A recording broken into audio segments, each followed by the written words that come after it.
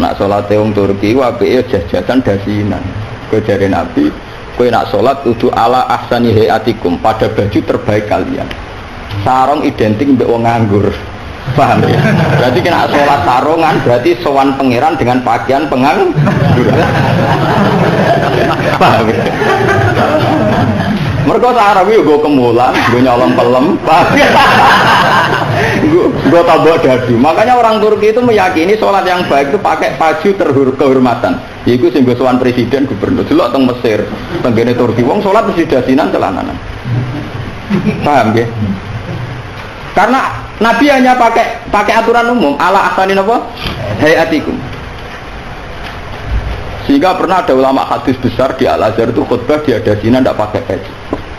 Ditanya itu tidak pakaian mainstream yang di Mesir, ulama Mesir, dia bilang ini ahsani hayatikum, ini keadaan terbaik saya. Paham? Jadi kalau pakai ukuran itu tentu kita sholat pakai sarung identik dengan pakaian istirahat. Kemulan. Menon awong kota yang biasa celananan nganggo sarung bedak ning jeding, bedak ning kamar napa? Mandi. Tentu itu pelecehan. Nganggo teori ini. Dan itu banyak ulama yang anti, betul banyak. Kalau sampean di Turki, di Pakistan, di daerah-daerah yang meyakini itu pakaian pengangguran, itu kriminal betul. Karena siarnya begitu, nggih, cara diisi siarnya begitu. Tapi kalau di Indonesia, untuk daerah tertentu juga ada semua Indonesia. Sarung itu identik dengan pakaiannya santri. Ya sudah kita sarungan ala santri. Tapi coba kalau di Malaysia, kayak Mahathir Muhammad, dia pakai celana, sarungnya disampingkan. Dan itu ala ahsanin apa? Hayatikum. Tapi di Indonesia macam gitu, ketoprak tapi. Nah ini contoh. Lah yang kayak begini tidak mungkin masuk kategori wajib taat karena variannya tidak ijma gitu loh maksudnya. Saya tuh paham ya? Nggak mungkin kita taat sama guru, sama penguasa yang variannya begini karena tidak pada level nopo ijma. Paham ya? Mulane kula nu tak wiling-wilingan, kula ngerti kok santri kula nak salat cepet. Ya sing wajib pokoke rukuk iku bikadri subhanallah terus sujud. Pokoke sing ijma-ijma tok kula niku pokoke standar-standar sing cepet. Kula wiling-wilingan sunah Nabi mesti tok. Kula sering kabenan putih niku tak wiling-wilingan sunah Nabi. Mereka kalau cobaan gak mungkin. Daripada orang blas, wah giling-gilingan Nabi seneng pakaian putih, kalau seneng putih, kalau seneng giling-gilingan. Kalau paling rasa seneng lebih badik jujur. Kalau Nabi paling rasa seneng lebih sing corak ruwet. Kalau Nabi nanti dia badik itu menolak, karena coraknya kenapa keruwet? Keruwetan. Jadi salbun lahu a'lamu cara Indonesia apa? Badik. Karena itu untuk zina. Biasanya kalau dalam tradisi Islam yang untuk zina itu perempuan, apa? Perempuan. Makanya desain kelambi takwa itu tidak ada yang batik, karena memang kalau yang kaitan takwa itu identik dengan polos. Niki cerita sunnah loh, guys. Artinya tidak ada yang saya kritik biasa. Tidak, ini cerita ala asani apa? Ala asani hati. Nah, tapi yang menjadi masalah, kalau nanti diskusi kiai, tapi masalahnya ini loh, kelambine wong Indonesia paling dianggap kehormatan itu batik. Makanya banyak kiai-kiai yang sholat Jumatan malah milih nganggo batik. Alasannya Jumatan disunatkan pakai putih, kalau ndak baju terbaik. Nah kadang batik itu menempati kasta terbaik. Tapi sebetulnya itu keruwetan. Masalahnya itu ada variannya itu, varian coraknya itu yang lahu aklam, yang variannya apa? Dikeruwetan, apa? Keruwetan. Kita ya apa-apa, tiga ya apa-apa, penting rawuh. Lah yang kayak begini itu tidak mungkin menemukan format ijma, sehingga tidak mungkin kita wajib toh. Ini catat ya, tidak mungkin kita wajib nopo toh. Sehingga tidak perlu santri Indonesia yang mondok Mekah terus mulai jubahan, ya nggak perlu. Yang mondok India terus nganggo turbus gitu kan perlu. Sing di kiai kemal-kemul jubuan, orang ganteng pesa terus jubuan, wah sini wong. Nah gurumu nih Mekah jubuan pantas gue ganteng gagah. Aku wirong puasa keriting jubuan. Mesti pikiran wong pertama punya orang arah darani sunnah Nabi. Banyak benda bi, mesti wong ora itu nafsir sunnah tapi nafsirno sing ora orang. Paham ya? Terus menyangkut varian-varian yang terus begitu. Lah termasuk yang diijma'i ulama yang paling sensitif tentu masalah nikah. Itu mulai dulu sampai sekarang kita harus syukur sama pemerintahan Indonesia. Delala kersane Allah diputuskan sepihak. Sebetulnya sepihak, saya ulang-ulang sepihak. Format nikah di Indonesia mengikuti mazhab Syafi'i, yaitu harus ada wali atau pengganti wali dan dua saksi. Itu berkah betul bagi Indonesia. Delala mulai dulu mulai pemerintahan Belanda. Karena zaman Belanda sendiri itu urusan nikah, tolak, waris sama wakaf itu juga sudah diserahkan ulama-ulama Islam itu mulai zaman Belanda sampai sekarang. Karena nikah itu yang ila darajatil ijma itu hanya berapa? Jika ada varian-varian mazhab kayak Dawud Az-Zahiri, di Syiah sendiri ada mut'ah. Di Indonesia sendiri sakake ngomong sing wis ra kuat ngebet terus akhirnya nganggo khilah-khilah mut'ah. Dasar ngajinya Dawud Az-Zahiri terus khilah-khilah dhewe. Termasuk nate ana kiai terkenal gegere ra karuan perkara mut'ah mbek janda populer. Itu memang repot. Tapi apapun repotnya itu tidak boleh divonis zina. Apapun repotnya, sampean jangan pernah menvonis itu zina. Ya kalau tidak cocok, tapi jangan pernah menvonis itu zina. Karena aturan main dalam vonis, dalam sanksi itu ngendikane Nabi idraul hudud bisyubuhat. Fa innal imama la ayyukhti fil afwi khairun min ayyukhti fil uqubah. Coba cari jalan terbaik yang paling bisa ditahmilkan, bisa dimumumikan. Karena seorang imam salah dalam mengampuni itu masih baik daripada salah dalam membuat hukuman. Salahnya pura itu cek bener. Wes salah tangkap itu ngeri, paham ya? Nak salahnya pura orang arah masalah. Pulau baleni. Jadi kalau masalah-masalah sing ila darajatil ijma, tentu ulama wajib diikuti. Dan menyangkut sholat yang ila darajatil ijma itu bisa dihitung. Paling itu tadi bentuk subuh 2 rakaat itu ijma. Kunute wis ora ijma. Kunute pun mboten apa? Ijma. Bismillah mboten ijma. Zaman sholat nang Masjid Mekah nang haram ora ngarang ana maca napa? Bismillah. Jare wong Syafi'i ta ora maca bismillah. Ketua KPIH itu pinter oleh ngerayu jamaah. Iku maca lon-lon. Kok karo mati speaker ora lon-lon. Mereka ngomong sapi sing fanatik kita kok tenan, sah napa boten Gus? Wong Fatihah mboten maca napa? Bismillah. Itu ketua KPM, iku maca tapi apa? Bukan di speaker atau lono ayo kru. Lah jamaah ya goblok nggih pun nak ngoten. Dari dulu kalau bismillah itu memang masalah. Nggih, mulai riyen memang napa? Masalah. Yang kalau kayak gitu itu tidak ila darajatil ijma. Paling wonten cerita ulama Wahabi ketemu ulama Sunni. Zamane Sunni nang Indonesia iku NU. Kita koi. Bismillah iku ayatun min kulli suratin utawa ora. Dari ulama NU ya ayatun min kulli suratin. Ya mesti kiap tau NU. Ditakoki wong Wahabi, kena nulis kul wa akad iku mulai angka 1 ayat 1 ku apa? Ya kul wa akad lah iya nak mulai ayat ditulis mulai bismillah. Ora ana tulisan Quran bismillah ditulis ayat itu. Mesti kul wa ahad 1, Allahu somad 2. Mungkin dhewe ora termak, engko barane ayat iku piye? Mungkin dhewe nulis iku mulai napa? Mulai kul wa napa? Nah. Tapi ulama Wahabi ya kalah sitok ning Fatihah. Khusus Fatihah itu sebetulnya dalam ini ulama Wahabi itu pasti salah. Khusus Fatihah itu memang mulai dulunya dulu zaman ulama ahli hadis. Khusus Fatihah itu bismillah ayatun minha. Nggih, ayatun minal Fatihah. Makanya Qur'annya Wahabi sekalipun itu untuk Fatihah bismillah itu sudah punya angka apa? 1. Khusus Fatihah loh ya. Nah kira tahu neliti, menyerah tahu paham. Mulai tuiling ngapal Quran nganti laris semaan ora paham. Oh, ora bakat tentang ilmu. Khusus bismillah di Fatihah itu sudah ditulis angka 1. Karena dulunya dulu khusus Fatihah memang bismillah itu ayatun minha. Paham ya? Tapi di selain Fatihah jelas enggak, sampai lihat di semua Quran seluruh dunia mesti bismillahirrahmanirrahim tanpa ada tulisan ayat. Baru kul a'udzu birabbil falaq ada 1. Paham ya?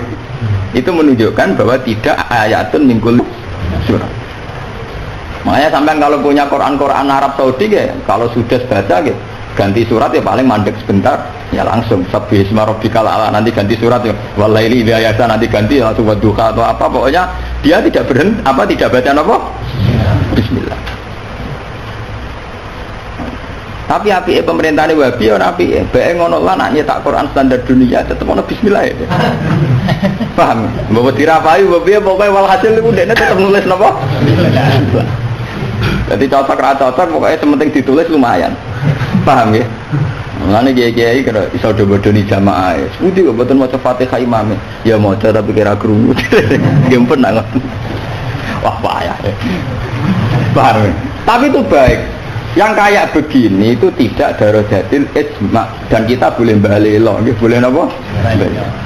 Ya sama seperti konteks tarawih. Lo bolak-balik matur, wong Muhammadiyah roh kabeh nak tarawih nang Masjid Haram 20.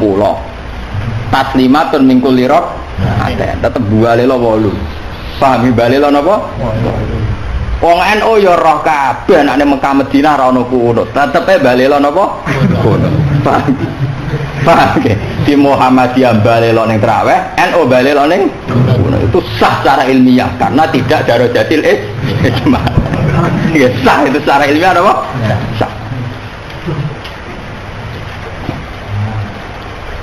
Apa contoh diterusno urusan poligami tapi ekstrim. Poligami nggih ngoten. Wong roh kabeh, nak sahabat-sahabat itu garwane ana sing 16, ana sing 10. Tapi wong Syafi'i meyakini maksimal papat. Wong yo ora kabeh, nek Sidina Ali misale dibojo nganti 16, raja-raja Mataram malah 32 apa 6. Padahal iku wis Khalifatullah Pranata napa? Ya wong ya artinya kita ini itu tidak ila darajatil isma. Kamu menvonis zina pasti salah. Jangan mentang-mentang kamu Syafi'i, orang Islam yang menikahi di atas mat kamu vonis zina, pasti salah. Vonis kamu pasti salah, kriminal vonis kamu. Jangan mentang-mentang Syafi'i kamu menvonis zina siapa yang nikah fauqal arba. Gak bisa. Karena itu memang keputusan maksimal 4 itu tidak. Sing ijma paling sak ndure siji mesti masalah geger iku ijma iku. Iku mergo nglakoni dhewe-dhewe. Paham, nah iku peristiwa kenyataan, nah iku ora urusane ijma ulama. Mana agar anak kiai sing ahli sosial kados kula takok iku hukume poligami piye? Poligami ora piye. Lah kok derawane iku ya mari repot. Nah itu mesti kemari repot. Halal sing mari napa? Repot.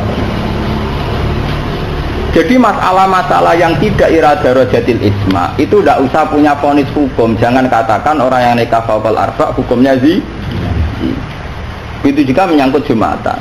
Jangan katakan kalau sebelum 40 orang terus tidak wajib Jumatan, tetap wajib. Khas mensyaratkan 40 itu khas mazhab nopo Syafi'i. Tidak bisa. Misalnya di desa-desa terbelakang banyak yang jumlahnya belum 40 dan mereka tetap harus Jumatan. Dalam kitab-kitab Syafi'i sarannya juga gitu. Jika dunal arba'in sebaiknya tetap Jumatan. Meskipun nanti sebaiknya a'aduha duhron. Meskipun nanti sebaiknya ya ada apa? Karena bahaya kalau nanti ada Jumatan disyaratkan nunggu orang 40. Nggak ada dalam tradisi wong latihan berjuang langsung di umat kira 40. Itu apa-apaanan. Soal latihan berjuang di umat 40 itu sakit ya. Nabi jadi nabi selawase ono sing di umat moloro telu. Trimo wong sapi di umat minimal kira 40. Ora ngarah. Paham? Ya kalau baleni malih. Kalau pendapat ulama itu ila darajatil ijma baru wajib ditunduki. Padahal masalah yang ijma itu bisa dihitung dengan jari. Misalnya sholat 5 itu paling bentuk rokaatnya yang ijma. Bentuk fatihahnya ya misalnya Hanafi tidak harus fatihah. Pokoknya ma tayassara minal Qur'an. Macam-macam juga. Nggih, mata ya saron apa? Minal. Kalau Syafi'i bentuknya harus Fatihah. Enggak harus surat. Itu yang tidak ijma'nya. Begitu juga menyangkut iktidal baca apa, rukuk baca apa, sujud baca apa juga tidak pernah ijma'. Sementing ada tumak ninah bikot berisubha. Nah, ya ukurannya hanya pakai begitu. Kalau diteruskan juga masalah kiroah, ada Ibnu Katsir, ada Imam Asim, ada Imam Amir, Ibnu Amir dan sebagainya. Sehingga kiroahnya Quran ya macam-macam. Cuma kita ngikuti kiroah atau Asim riwayatin apa? Hafs yang kita yakini dianggap kiroah apa? Masyhur. Paham ya? Terus kalau terus akan ini. Jadi ini sing menyangkut isma. Lah niki sing radi ekstrem Imam Nawawi ngendikan wa amma ta'atul umara wa salatin fal aksar annaha takun muharramatan. Niki ekstremen. Jadi kalau taat pada penguasa atau raja itu kebanyakan konteksnya, kebanyakan kasusnya itu malah haram. Li'annahum la ya'muruna illa bil zulmi. Paling banter kebijakannya berbau napa? Zalim. Nah, niku ekstremen dia. Jadi Senawi Banten itu ekstrem. Dan dalam hal ini saya tidak sependapat dengan Senawi Banten karena kalau di kitab-kitab lain itu rata-rata meyakini vonisnya jangan haram, tidak wajib. Tidak wajib dulu. Kalau beda nggih niki kalau contoh. Kalau dalam usul fikih dikatakan haram dengan tidak haram itu beda sekali. Sama seperti hukum dialogis. Misalnya Mustafa kere itu parah. Nak ora sugih iku ya ora nganti kere tapi ora nganti sugih. Misalnya Ruhin goblok itu parah. Tapi nak darani Ruhin gak ngalim tapi ora nganti goblok. Nah di sini Imam Nawawi menfonisnya ekstremen. Taatul umara itu haram. Niku ekstremen sebetulnya dirumuskan dulu tidak wajib, nggih. Urutannya apa? Tidak wajib. Lah tidak wajib itu bentuknya bisa haram ketika maksiat. Tapi ya kadang-kadang naik ke wajib. Kalau itu menjadi maslahatul ra'iyah. Paham ya? Juga bentuknya bisa sunnah. Kalau baleni malah ya. Jadi tentang usul fikih ya, dasar-dasar ilmu usul fikih wonten aturan main ngeten ya. Pertama misalnya hukum itu wajib. Ada tidak wajib. Lah tidak wajib itu bisa sunnah, bisa mubah, netral. Ya, bisa khilafil aula. Jadi jangan divonis haram dulu. Ya, jangan divonis haram. Dan kita mengikuti tradisi Sunni bahwa taat kepada umara selagi tidak memerintahkan barang haram, itu taatnya wajib. Selagi tidak memerintahkan barang apa? Ya, jadi misalnya SBY punya kebijakan masyarakat harus bayar pajak yang pada kadar yang wajar, itu ya wajib. Tapi kalau memerintahkan haram maka menjadi apa? Haram. Artinya apa? Hukum taat kepada umara itu tidak ada hukumnya, yang penting tidak wajib dulu. Nanti melihat kalau konteksnya maslahat menjadi wajib. Kalau tidak maslahat tapi tidak haram, ya nanti ada urutannya. Kalau agak baik ya mungkin sunat, baiknya sedikit ya agak sunat. Kalau setengah makro ya khilaful aula, sesuai urutan-urutan di fikih. Karena itu banyak itu ketentuan-ketentuan di fikih. Lah yang menjadi masalah ini sama dengan tenan. Bagaimana kalau sesuatu itu taruhannya dengan stabilitas? Niki rungokno tenan. Entah itu stabilitas politik, entah stabilitas ekonomi, kayak kasusnya Bank Senturi itu kaitannya jenenge apa? Stabilitas. Niku paling ngeri dalam semua tradisi kekhulafaan dulu. Misalnya Yazid itu jelas-jelas gendut. Yazid bin Muawiyah jelas-jelas gendut. Dia adalah aktor di balik pembunuhan Sayyid Husain di Karbala. Tapi kalau dilawan akan terus berdarah-darah umat Islam. Karena de facto Yazid lah yang dianggap presiden saat itu. Karena dia putra Muawiyah yang memenangkan pertarungan politik dengan Ali bin Abi Thalib. Sehingga kalau dilawan akan terus berdarah-darah umat Islam. Tapi keputusannya Sayyid Hasan mengakui pemerintahnya Muawiyah, juga pemerintahnya Yazid. Apa mengakui kebatilan? Ya enggak. Hasan hanya ingin bilang bahwa stabilitas umat berdarah-darah harus dihindari. Perang berkepanjangan juga harus dihindari. Sehingga ketika era Sayyid Hasan disebut Amil Istimah. Itu paling susah. Dan itu mulai dulu sampai sekarang masalah. Begitu juga stabilitas ekonomi. Semua ulama itu ijma kalau riba itu haram. Lah riba itu apa? Mengambil kadar lebih dari uang pokok. Tapi semua sistem keuangan dunia meskipun itu di negara Islam yang jenenge bank rumus dasarnya itu suku bunga. Lah makanya kayak sama tak ceritani. Hukumnya bank mulai NU lahir 26 sampai NU wis tuwek saiki 2000 pinten? 2010 nih. Tiap muktamar mesti aja ana sing takok. Yo tetep tidak khilaf, senengane muni telu mulai dhisik yo telu. Suwe tambah papat. Boleh. Biasanya mainstream pertama riba mesti haram, suwe nak riba mesti apa? Haram. Tapi nak takut, lah bank itu termasuk riba apa enggak? Orang mesti haram, pokoknya muni ini mau riba itu haram. Kalau ceritanya ya, Karena kiai-kiai yang meyakini riba haram itu betul. Kalau riba haram itu betul. Tapi kalau yang meyakini bank itu riba itu tidak mesti benar. Bank ya. Karena begini. Dulu ekstrim-ekstrimnya kiai tenggene Indonesia termasuk Kiai Rehan Kudus. Termasuk guru-guru saya ekstrim. Ini kemauan sempat fatwa khusus bank negara itu boleh. Masih bilang gitu. Lihat di keputusan-keputusan gitu. Yang masih punya ruang boleh bank nopo?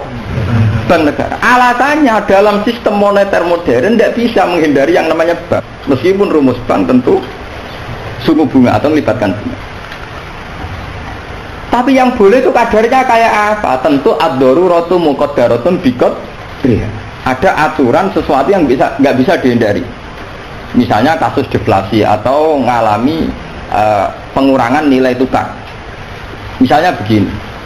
Tidak mungkin kan orang yang punya uang tahun 82 juta yang saat itu adol sapi gede, orang nabung di bank 2 juta tahun 80, tentu 2 juta itu jual sapi besar, regane rong juta. Kan nggak mungkin 2010 sing sapi disepakati rego 8 juta tetap dibayar rong juta. Paham ya? Masa yang kayak itu termasuk riba? Toh tidak keluar dari Rasul Mal dulu rong juta kan aslinya sapi itu. Bagaimana mungkin kamu katakan itu keluar Rasul Mal sapi regane rong juta tahun 80? Saiki sapi tahun 2010 mesti regane misalnya 10 juta. Paham? Lah nek 8 juta mbok anggap riba. Lho Rasul Mal apa? Sapi nek saiki regane 10 juta. Lha iku sing dadi masalah ulama. Makanya dulu ketika rektor Al-Azhar sing jenenge Muhammad Saltut, kenapa Saltut itu populer di dunia akademik? Mergo dekne tahu kontroversi mengatakan jika riba itu ada juz'un yasirun yang menutup angka penyusutan uang, maka itu belum sampai kategori napa? Riba. Cuma sing dadi masalah di Jawa yang kita alami. Terus yang diakui syariat kan hanya terus pakai emas. Sementara terus wong desa pakai sapi, mergo ora duwe emas. Misalnya begini, ini pengalaman saya nih. Kulo nu sering nangani konflik tonggo-tonggo masalah ngoten. Misalnya adike mantu, cara kuno rak diutangi kakake. Mbok Gus pokoke riyen kula utangi pedet. Pas niku payu 400.000. Tahun 80. Saiki tukarane wis ra rukun tahun 2010 kiyaine wis aku. Mbok Gus pokoke riyen kula utangi sapi pedet. Lah iya dhisik mau 400.000 saiki tak tor 400.000 jare sing utang oleh dolim. Atas saya kita pitik telur.